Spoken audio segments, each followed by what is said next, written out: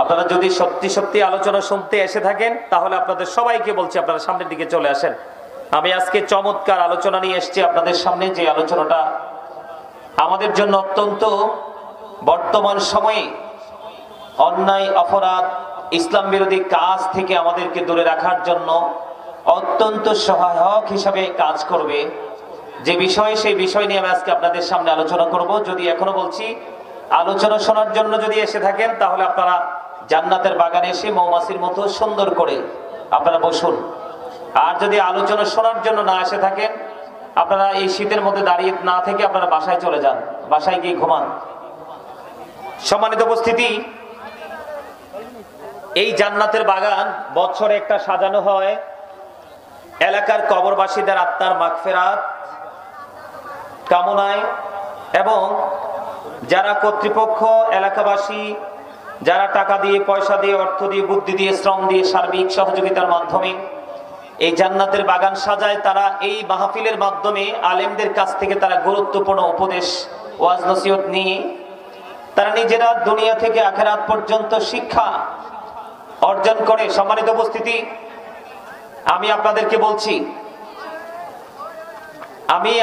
বলছি আপনারা যারা এখানে উপস্থিত হয়েছেন, বসেছেন এই শীতের মধ্যে, কনকনে শীতের মধ্যে, আপনারা দয়া করে মন দিয়ে আদবের সাথে কথা শুনবেন। দয়া করে কি কথা বলবেন না, একটু মন দিয়ে আলোচনা শুনবেন। আপনারা যদি আলোচনা শুনতে চান তাহলে আমি আলোচনা করব, আর না শুনতে চাইলে আমিও আপনাদের সাথে চলে যাব, অসুবিধা তো নাই। আপনারা কি আলোচনা শুনবেন?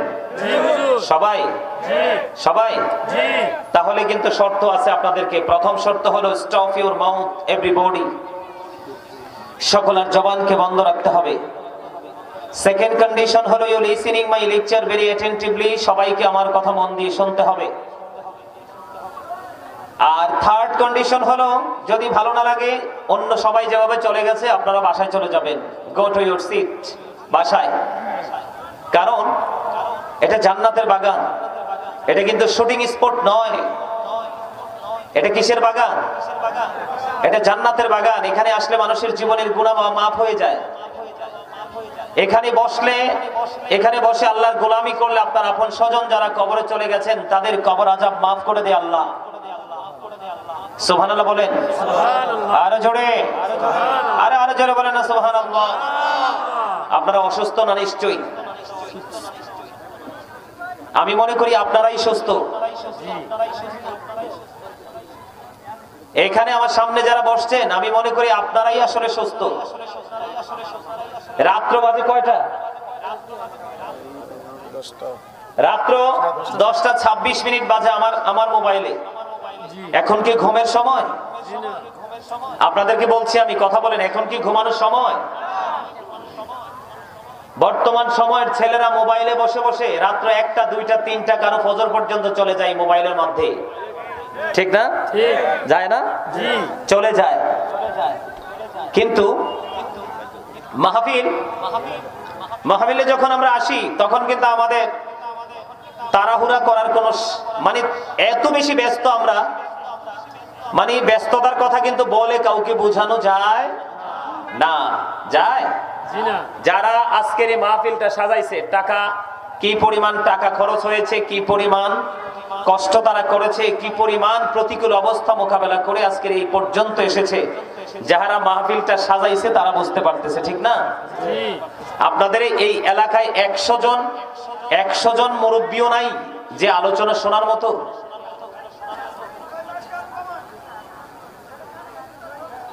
আপনি ওখান থেকে চলে আসেন, আপনি ওখান থেকে এখানে চলে আসেন। আপনি ওখানে বসার দরকার নাই তো, এখানে তো অনেক জায়গা আছে, এখানে চলে আসেন। আপনি যার এই আওয়াজে ক্ষতি করে আপনি এখানে চলে আসেন, সামনে চলে আসেন, আসেন এখানে চলে আসেন।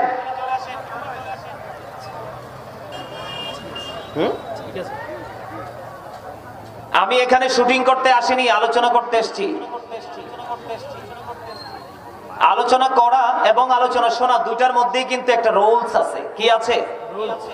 আপনারা কোন কন্ডিশনে আলোচনা শুনবেন আর যিনি আলোচনা করবে, আলোচক যিনি, উনি কোন কন্ডিশনে আলোচনা করবে, উভয়ের জন্য কিন্তু একটা রুলস জারি করা আছে। এটা কিন্তু শুটিং স্পট নয়। আপনি আমি চাইলেও কিন্তু আপনার আমার মতো করে যেই কোনো আচরণ আমরা করতে পারি না। সম্মানিত উপস্থিতি, বছরে একটা মাহফিল হয়। কয়টা? আজকে এই যে আপনাদের এখানে একটা বড় ধর্মপুরে আজকে হলো একটা, হয়তো আল্লাহ বেঁচায় রাখলে আগামী বছর আরেকটা মাহফিল হবে, আপনারা সবাই একত্রিত হবেন। এটাই তো স্বাভাবিক, নাকি অন্য কোনো কিছু? সম্মানিত উপস্থিতি, আমি আজকে আপনাদের সামনে একটা বিষয় নিয়ে এসেছি। সেই বিষয়টা হলো বর্তমান প্রেক্ষাপট, বাংলাদেশ যে একটা পরিস্থিতির মধ্যে দাঁড়িয়ে আছে, সেই প্রতিকূল অবস্থা নিয়ে আজকে আলোচনা করব।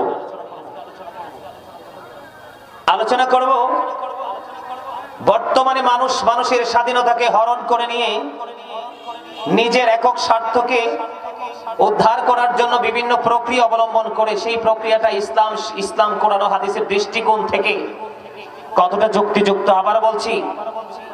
আমি আপনাদেরকে বলছি, আপনারা যারা এখানে বসেছেন আপনাদের প্রতি আমি অত্যন্ত শ্রদ্ধাশীল। আপনারা যদি এখানে কেউ নাও থাকতেন তাইলে কিন্তু আমি এখান দিয়ে বসতাম না, আমি চলে যেতাম।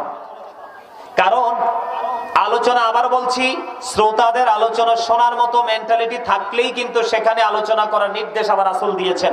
যেখানে শ্রোতাদের আলোচনা, আমি বেশিক্ষণ আপনাদেরকে বিরক্ত করব না, আপনারা শুধু মন দিয়ে আমার কথাগুলো একটু শুনবেন। সম্মানিত উপস্থিতি, আমি আজকে আলোচনার হেডলাইন দিয়েছি, শিরোনাম দিয়েছি, ইয়া আইয়ুহাল্লাযীনা আমানু কু আনফুসাকুম ওয়া আহলিকুম নারা। আল্লাহ বলেছেন, O believers, save yourself and your families from the fire. Allah ঈমানদারদেরকে ডেকে ডেকে বলছেন, ঈমানদারদেরকে বলেছেন তুমি জাহান্নাম থেকে বাঁচো এবং তোমার পরিবারকে জাহান্নাম থেকে বাঁচাও। তার মানে আমি আপনি এখানে কিন্তু কোন ধরনের ইয়ে করা যাবে না। কিন্তু তোমরা যার যার ক্যামেরার গোড়ায় বসে যাও, মাইকের তোমরা তোমাদের ওইখানে গিয়ে বসো, চেয়ারে এগুলো পিছনে কেন, যথেষ্ট জায়গা আছে, ওখানে গিয়ে বসো।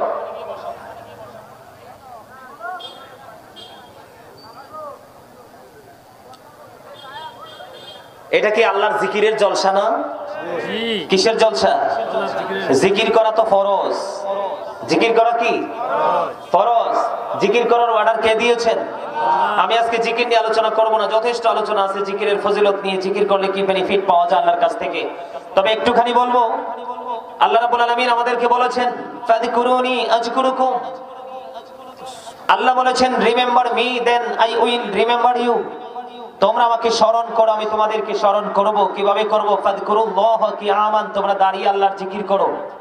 ও কুউদান, বসে আল্লাহর জিকির করো। ওয়া আলা সুনুবিকুম, তোমরা শুয়ে শুয়ে আল্লাহর জিকির করো। তারপরেও জিকির বন্ধ করা যাবে না। বলেছেন কে? ইয়া আইয়ুহাল্লাযীনা আমানু যকুরুল্লাহা যিকরান কাসীরা ওয়া সাব্বিহুহু বুকরাতান ওয়া আসীলা। আল্লাহ ঈমানদারদেরকে ডাক দিয়ে বলেছেন, তোমরা বেশি বেশি করে আল্লাহর জিকির করো, সকাল তো সন্ধ্যা আল্লাহর পবিত্রতা বর্ণনা করো। সুবহানাল্লাহ বলে না কেন?